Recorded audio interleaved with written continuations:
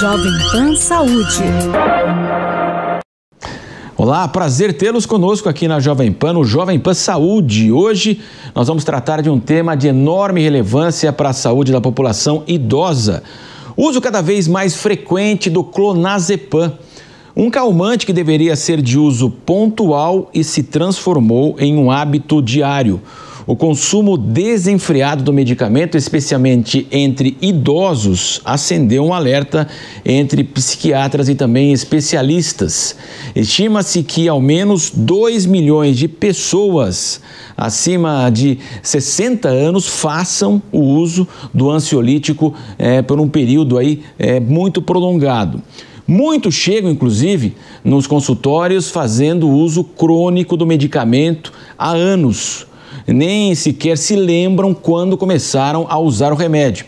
E para nos ajudar a entender todo esse cenário, estamos recebendo aqui no estúdio o Dr. Paulo Camis, que é clínico geral, geriatra da USP e também do Hospital Sírio-Libanês, e a doutora Vanessa Gregg, que é psiquiatra e diretora médica do Instituto de Psiquiatria Paulista. Prazer tê-los conosco, é um privilégio recebê-los aqui, portanto, na Jovem Pan. Vamos começar então para poder explicar esse uso para o público, o que é o clonazepam. E ele trata originalmente também porque ele acaba sendo tão prescrito, especialmente entre pessoas idosas. Começo então com a doutora. Seja bem-vinda. Obrigada pelo convite. Então, o clonazepam é um nome genérico de um medicamento muito famoso, Rivotril, né? Que é muito usado aqui no Brasil.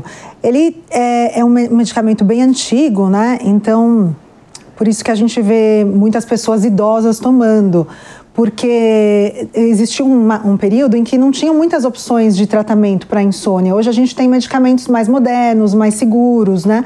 Então é comum a gente pegar pessoas tomando há 30, 40 anos para insônia, para ansiedade, porque eles eram mais prescritos no passado, inclusive pela falta de opção. E o que faz com que o medicamento que é pensado aí para um uso pontual acabe se tornando de fato parte da rotina dos pacientes, doutora? Então, é que o problema é que uma questão é a indicação do clonazepam, do Rivotril. Aí tem outra questão que é o transtorno de dependência. Então, assim como o álcool, não é todo mundo que vai ter acesso ao clonazepam que vai se tornar dependente, né? Então, assim como o álcool, a maioria das pessoas consegue fazer um uso pontual, o Rivotril também, a grande maioria dos pacientes consegue seguir a prescrição médica, que qual é? Geralmente a gente usa hoje para um uso, se necessário, pontual, para dar uma baixada na ansiedade de forma imediata. Né? A questão é que até por multifatores, né? Mas tem pessoas que têm uma tendência a ter uma dependência, então eles acabam não usando de acordo com a prescrição médica e acaba indo para um uso abusivo, porque é uma medicação que dá tolerância. Então o que é a tolerância? É precisar de uma dose cada vez maior para ter o efeito. Dr. Paulo Camis está conosco também. Dr. Paulo, queria que o senhor falasse então aí essa tendência, infelizmente, aí que é preocupante de fato, imagino. Perfeito, né? E quando você tem algum efeito colateral ruim, pode ter certeza que ele vai aflorar na geriatria, tá? Então a gente está aqui falando de um uso de 2 milhões de idosos no Brasil, sendo que a população idosa no Brasil é de uns 33 milhões, que eu lembro da última estatística de 2023. Isso aí dá quase 10% da população e eu estou falando só de um remédio dessa classe, que é o clonazepam. Aí nessa estatística não entraram outros da mesma classe, tá? Por que ele traz problemas? A minha colega aqui brilhantemente tocou no fator do álcool. Esse remédio, ele age no cérebro no mesmo receptor onde age o álcool. Para vocês terem uma ideia, a gente trata a abstinência alcoólica usando essa classe de remédios. A pessoa começa a sentir falta do álcool, que ele está dependente, você dá um clonazepam, por exemplo, e a pessoa se acalma. Por quê? Porque você vai estar preenchendo o espaço do álcool no cérebro. E aí, você pode fazer o mesmo raciocínio de como é que ele age. O álcool te acalma? Acalma.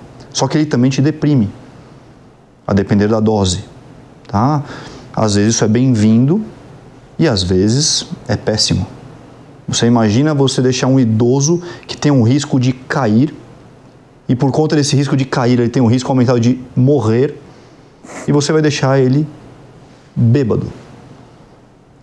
Por quê? Né? Por diversos motivos. O principal motivo que, em geral, desencadeia o uso é insônia.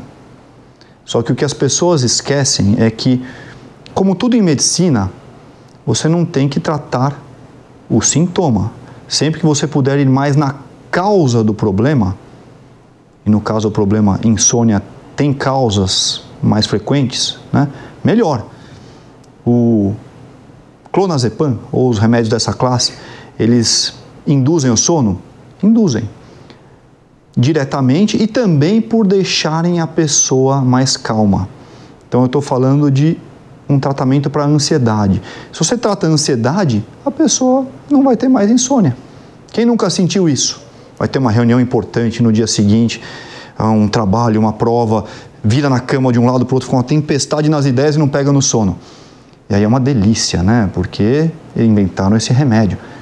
Toma lá, apagou o incêndio. Se for para usar pontualmente, não tem problema. O problema é que a pessoa adora. E aí vai tirar. E aí vira uma dependência e aí mesmo? Ela deixa de usar para apagar incêndio e acaba usando erroneamente para prevenir incêndio. E aí você tem medicamentos com menos efeitos nocivos do que esse. Então, como tudo em medicina, você tem que saber usar. Você tem que saber fazer bom uso. Não vou desmerecer o remédio, ele ajuda. Tem indicações precisas e melhora bem. Né? Eu usei recentemente um sedativo para fazer um exame de endoscopia. Uma delícia, né? Nem lembro o que aconteceu lá. Mas você vê, naquele momento foi perfeito. Mas e para o idoso? Você vai trazer um problema de memória em alguém que já tem algum outro, eventualmente? Que é um outro efeito colateral? Então, são coisas que a gente tem que refletir. Tá? É aquela questão da dose, do veneno e o remédio. Ele dá uma sensação de bem-estar imediato, né? Acho que tudo da dependência dá uma sensação boa, imediata, né? A questão é qual é o custo disso ao longo prazo. E o problema é que hoje na psiquiatria, assim como o Dr. Paulo falou, a gente tem medicamentos muito melhores, que são tarja vermelha, justamente porque não tem esse risco de dar tolerância, de dar dependência, mas o que acontece? Eles não dão esse efeito imediato, igual dá o clonazepam. Então a pessoa tem que aguardar, olha, vai demorar uns 15 dias para fazer efeito, e a pessoa que já está dependente do clonazepam não tem paciência, fala, não, esse aqui não está fazendo efeito igual, é o clonazepam que resolve, é o clonazepam que me faz bem, né? Então tem todo essa necessidade de convencimento, de conscientização do paciente e sempre um desmame lento. Isso também queria, né, acho que é importante falar, né, Dr. Paulo? Perfeito. Que é muito arriscado também a gente suspender de uma vez, né? Então eu percebo assim que às vezes eu recebo pacientes que vêm de alguns colegas, não sei se são inexperientes, que acontece que por demonizar a substância, orientar, não, suspende imediato. Isso é extremamente perigoso, né? Porque pode gerar uma síndrome de abstinência, pode gerar até crises convulsivas, né? Então tem que ser sempre um desmame com orientação. E mesmo o paciente, às vezes a gente orienta, fala, você vai desmamar, eu vou começar a reduzir o clonazepam e introduzir esse outro. Aí o paciente fala, não, eu quero ser o paciente exímio. Eu já suspendi de uma vez, né? Aí passa mal. Aí passa mal, fala, não, o outro medicamento que você me deu, ele fez mal. Mas não é que ele fez mal, foi a suspensão do clonazepam brusca que fez ele passar mal, não um medicamento novo, né? Então, sempre com orientação médica, tudo dentro de um planejamento terapêutico que sempre tem que ser individualizado para cada caso. E o risco, doutor Paulo, em relação a esse uso contínuo, prolongado? As pessoas hoje também, os idosos, felizmente, estão vivendo mais, quer dizer, isso pode acarretar também um problema sério, reduzir a expectativa de vida, inclusive? Perfeito, né? Então, mais uma vez, a gente foca, a pergunta é direcionada para os efeitos colaterais do remédio, né? Os efeitos benéficos, né? A insônia, te acalmar, todo mundo quer, mas e o preço que se paga por isso? Tá? Então, não tem um efeito só no cérebro, para as pessoas terem uma ideia. Tem um efeito também na musculatura. Tem um efeito que é relaxante muscular. Fala, mas isso não é bom? Se você está com uma dor muscular, às vezes até te relaxa e alivia. Só que, você imagina o seguinte, um idoso que às vezes tem uma falta de músculo, quantidade, estou falando, e você interfere na qualidade do músculo. Uma das causas de tontura em idoso é falta de músculo, tanto qualidade como quantidade. E esse comprimidinho ou essas gotinhas que você der para ele pode ser a diferença entre ele parar em pé ou não. Que ele fica lá como se fosse pisando em ovos muitas vezes. Por quê? Porque você deu umas gotinhas para ele dormir. Esse é um dos efeitos colaterais possíveis. Depois, ele afeta a memória. Diretamente, por prejudicar a qualidade do sono e também por deixar a pessoa mais dopada. Pensa no álcool. É o mesmo efeito, né?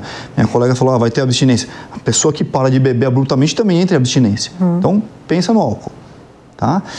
E ele afeta, te deixando molenga, aquele efeito relaxante muscular, às vezes a pessoa tem aquela doença que é muito prevalente, que chama apneia obstrutiva do sono.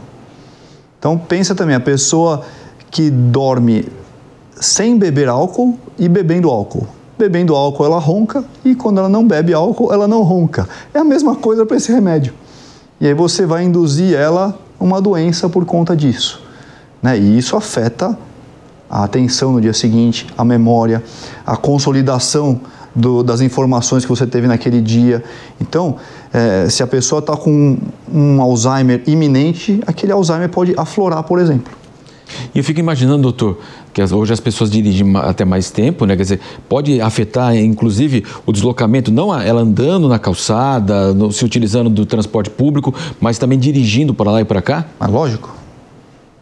Você faz o teste do bafômetro, mas você não faz o teste do clonazetômetro. Olha lá, podia ter também, né? O raciocínio é parecido, tá?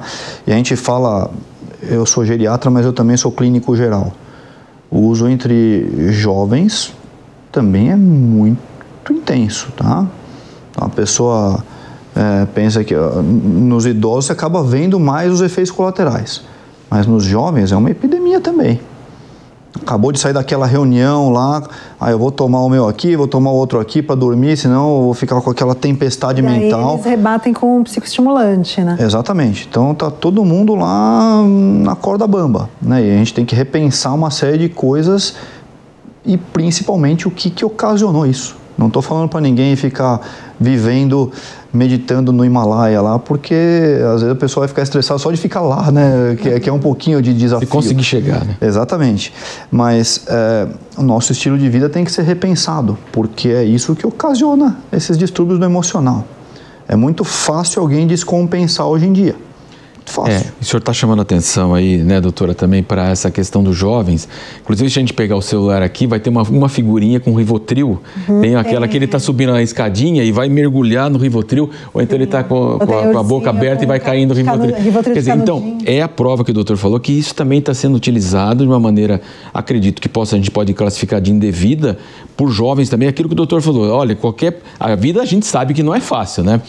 E, então, se a gente vai também, a cada momento, vou precisar daquilo, vou precisar disso, vou precisar daquilo, passa a ser parte integrante da rotina desde jovem ainda. Sim, e o que acontece é que tem recebido jovens que estão nesse uso abusivo de clonazepam ou de algum outro benzodiazepínico da mesma classe, e eles vêm não achando que isso é um problema, eles vêm com a seguinte queixa: eu acho que eu tenho déficit de atenção.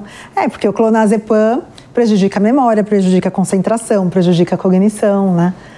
Aí eles vêm buscando um outro tratamento para déficit de atenção, que de repente o benzodiazepínico que está causando, né? Exatamente. Doutora, continuando com a senhora, então aqui a gente tem uma pergunta agora. A população idosa e também seus cuidadores, também que tenham orientações, evidentemente, o que a senhora daria justamente essa recomendação para quem tem aí também um cuidador? A gente sabe que também é uma atividade que tem crescido bastante, e que bom, né? Para que as pessoas possam hoje, nessa vida em geral as pessoas precisam trabalhar, os idosos precisam ficar com os cuidadores, e esse trabalho é extremamente importante e vai crescendo. Então também faz parte do cuidador auxiliar nessa dosagem, em tirar realmente, seguir aquilo que o médico prescreve. Acho que os que têm o privilégio de ter um cuidador fica mais tranquilo. Eu até costumo fazer contato direto, ficar em contato direto com os cuidadores, né? E o cuidador tem que seguir à risca a prescrição, né? Mas é importante que os cuidadores estejam presentes na consulta, né? Porque daí eles vão ouvir essas nossas explicações, tudo, né? Aí vai evitar alguma interpretação errada de, não vou dar mais um, hoje ele está mais agitado, vou dar mais um, olha, já tomou 3 e não, né? Então, quando eles comparecem na consulta, acho que eles também escutam a explicação e eles ficam mais conscientes, né? E se puder, contato direto com o médico, no caso de precisar de ajuste, para a gente ajustar, de repente, uma outra classe de medicação, entender as interações, né? O geriatra, acho que lida muito com isso também, das interações, né? Porque tem Sem isso dúvida. também, né? O clonazepam, junto com outros medicamentos sedativos, né? Vai potencializar e aumentar ainda mais o risco de queda, o risco de confusão mental. E aquilo que a senhora falou, né? Quer dizer, a gente sabe que a gente vive num país muito desigual, é um privilégio você poder contar com um cuidador. Então, essa é uma realidade, infelizmente, né, que não está presente no dia a dia dos brasileiros, né? E como é que o senhor avalia também, doutor, se existem algumas alternativas, inclusive, aí para a ansiedade, insônia? A doutora já falou que, o senhor também falou um pouco sobre isso, a medicação mais moderna, que tem menos efeitos colaterais, essa dependência também? Então, sem dúvida, né? Então, primeira coisa, ele está usando por que esse remédio? Ele está usando por insônia? Legal. E o que está ocasionando essa insônia? É a ansiedade? Frequentemente sim, tá? Porque a pessoa que é ansiosa, ela tem dificuldade para iniciar o sono. Ela fica virando na cama e não pega no sono. A pessoa que é depressiva, ela tem dificuldade para manter o sono. Ela pega no sono, mas ela tem um despertar precoce. Então, você tem medicamentos para ansiedade que não tem esses efeitos colaterais dessa classe de remédios. Tá? Só que eles levam umas 2, 3 semanas para fazer um efeito. O ansioso, ele é imediatista, ele quer tudo para ontem. Então, às vezes, você pode usar uma estratégia e falar, enquanto o outro remédio que é para prevenir as crises, que é para prevenir a sua insônia, não fazer efeito, não fizer efeito, né? Você pode tomar esse remédio, mas ele tem dia e hora para acabar. Tem que deixar isso claro. Uma coisa importante, ninguém compra esse remédio na farmácia sem receita. Receita física, tá? Não é receita online. Receita física, talãozinho azul. Toda vez que alguém adquiriu esse remédio, teve algum médico por trás prescrevendo. E aí, eu gostaria de convidar os meus colegas médicos a pensar no porquê que eles estão prescrevendo isso. Ou porquê que às vezes eles estão só refazendo receita. Porque às vezes, fez para um amigo, tudo bem, eu já faço. Pode dar problema. Ainda mais se, por exemplo, né, ele age no mesmo receptor do álcool, como eu falei. A pessoa bebe álcool e ainda toma um remédio em cima, como se tivesse uma superdosagem. Exatamente. Então, assim, procurar o máximo possível tratar a causa do problema. E com remédios que não vão ter tantos efeitos colaterais que nem esse. E principalmente no longo prazo. Você tem estratégias para tirar o remédio? Tem. Por exemplo, é converter ele para gotas. Dá o remédio em gotas. Aí você trata a causa com outro remédio e vai tirando uma gota por semana, uma gota por mês. Vai com toda a calma do universo para a pessoa não ter aquela abstinência. Tem estratégias. Mas eu não consegui abaixar de 5 gotas. Tá bom, mas você estava com 20. Se ficar em 5, já foi um ganho bem grande. Já foi o suficiente, por exemplo, para, às vezes, você não desenvolver Alzheimer. Para, às vezes, você não ter uma apneia do sono, para você não roncar. Você reduziu de 20 para 5 gotas, e aí você pode ir mais devagar ainda. Tira uma gota por ano, quem sabe? Você tem estratégias para isso. Só que você tem que estar o tempo inteiro atento e você tem que estar próximo do paciente. E não é todo mundo, em termos de... Nem todos os meus colegas médicos conseguem ter essa proximidade e nem todos os pacientes querem ter essa proximidade também. Às vezes fogem do médico, só querem que ele refaça a receita. Né? As pessoas me falam, mas terapia ajuda? Né? Ir no psicólogo, psicóloga, claro que ajuda, só que é algo no médio e longo prazo. Não é que você vai no psicólogo, vai bater um papo e em uma sessão você cura a sua ansiedade. Não é assim, você tem que entender o que ocasionou isso aí, vai te trazer coisas da infância. Né? E às vezes você tem que mexer num vespeiro chamado estilo de vida. Como é que você vai fazer isso? É um confronto, né, doutor, com a própria vida. Mas o meu trabalho é estressante. Então vai lá e pede demissão. Como é que o médico vai recomendar isso para a pessoa? Você sai de casa todo dia hoje sendo xingado, uma buzina aqui, um negócio ali, né? Tudo para ontem, uma quantidade de informações que ninguém consegue assimilar. Então é muito fácil alguém descompensar, porque o ser humano não foi preparado para viver o que a gente está vivendo hoje. Sem dúvida. Então você tem que se preparar para o nosso estilo de vida também. Falar com a doutora agora. Então, os profissionais de saúde, o doutor está falando um pouco sobre isso, né? Práticas que a senhora recomenda, então, para garantir essa prescrição consciente também, um acompanhamento mais próximo. A gente sabe também que, é claro, é aquilo que o doutor falou, né? O paciente vai lá, se ele também não, ele não me agradou, aqui não vou mudar de médico, porque eu queria tomar, ele não vai dar, então também tem isso, doutora? Tem pacientes dependentes que inclusive passam com vários médicos, pegam uma receita com cada um, né?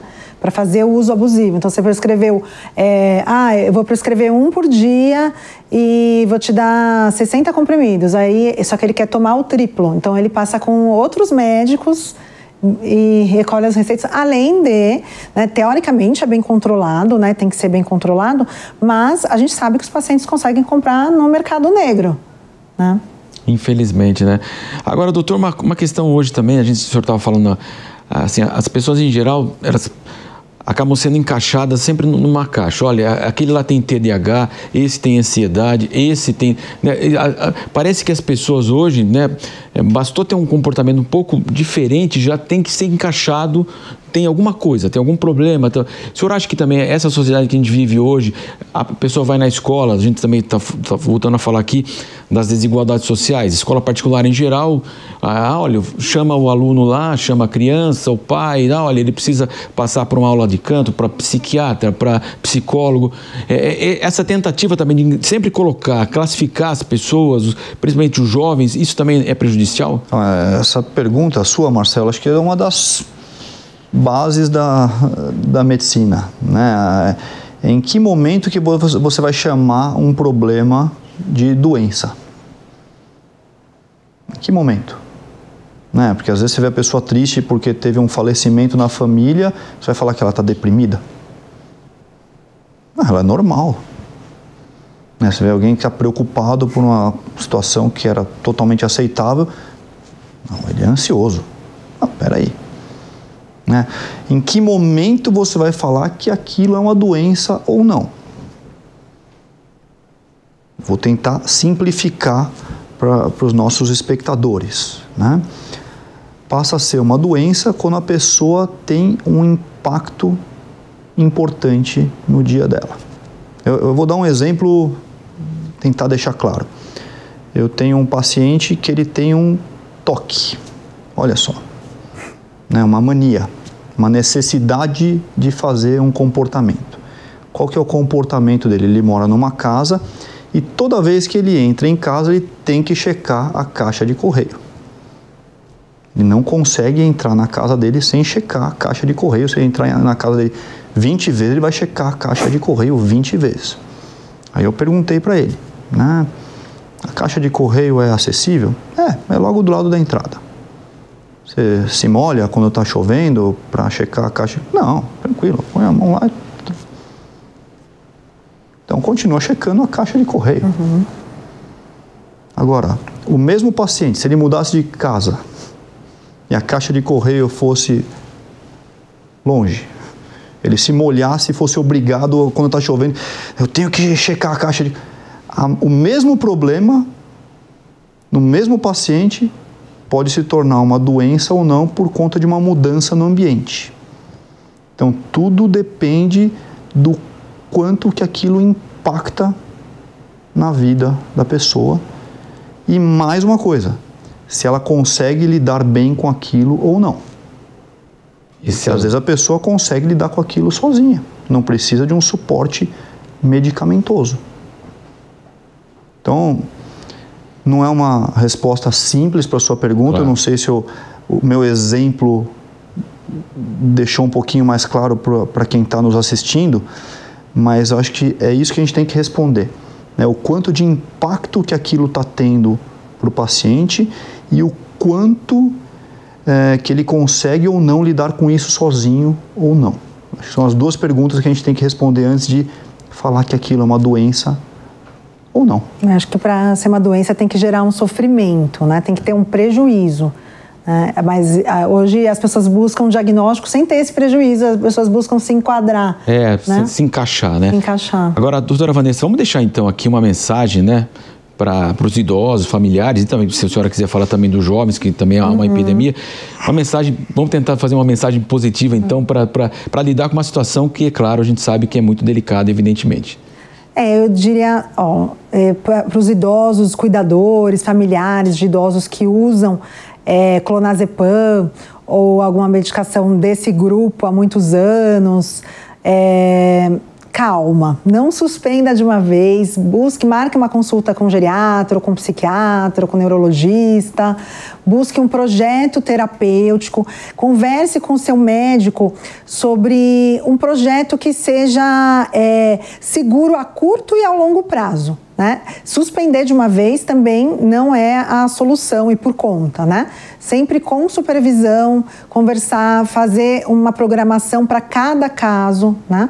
Igual o Dr. Paulo falou, redução bem lenta e buscando assim uma melhor qualidade de vida, mais longevidade, mais funcionalidade. Doutor, nosso tempo está se encerrando, mas também quero que o senhor deixe a mensagem do senhor, por favor. Eu, como geriatra, e acho que meus colegas geriatras como um todo, o que a gente mais gosta mesmo é de tirar remédio. Nem sempre a gente consegue, né? E frequentemente os idosos usam a bela de uma farmácia. Então, tudo que eu puder limpar daquela prescrição, ótimo. Mas não faça sem o acompanhamento médico. Mas eu acho que essa tem que ser a busca dos médicos e pacientes, né? O necessário. Eu sou a favor da boa indicação de cada tratamento.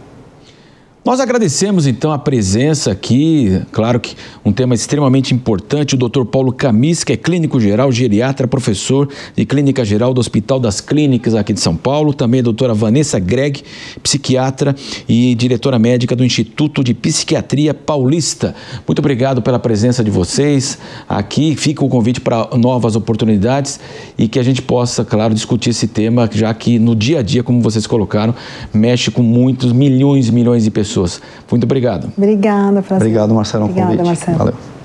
E eu faço convite agora também para que você permaneça conosco na programação da Jovem Pan e, é claro, as novas edições do Jovem Pan Saúde. Muito obrigado, até mais. Jovem Pan Saúde. A opinião dos nossos comentaristas não reflete necessariamente a opinião do Grupo Jovem Pan de Comunicação. Realização Jovem Pan.